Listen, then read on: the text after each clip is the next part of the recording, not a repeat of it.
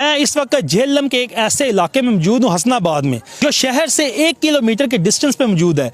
लेकिन इसकी क्या वजह है कि इंतज़ामिया ने इस इलाके से मुकम्मल तौर पर लतलकी इख्तियार कर लिया है। यहाँ पे एक तालाब है जो जोहर की मंजर कशी कर रहा है। मामूली सी बारिश के बाद ये इलाका जोहर की मंजर कशी करता है। यहाँ पे नालियाँ मौजूद नहीं हैं। अहले इलाका सरापा एहतजाज है। मुतअद्दिद दफ़ा ये इंतज़ामिया को दरख्वास्तें दे चुके हैं, लेकिन इंतज़ामिया के कान पर जूं तक नहीं रेंग रही। मेरे साथ अहले इलाका मौजूद है, इनसे जानते हैं। जी अस्सलाम वालेकुम। मैं इस जामिया मस्जिद का इमाम हाँ। इस मस्जिद ਦੇ ਵਿੱਚ ਕਿ ਨਮਾਜ਼ੀਆਂ ਨੂੰ ਆਉਣ ਦੀ ਬੜੀ ਪਰੇਸ਼ਾਨੀ ਹੈ। ਬੱਚੇ ਸਕੂਲ ਨਹੀਂ ਜਾ ਸਕਦੇ।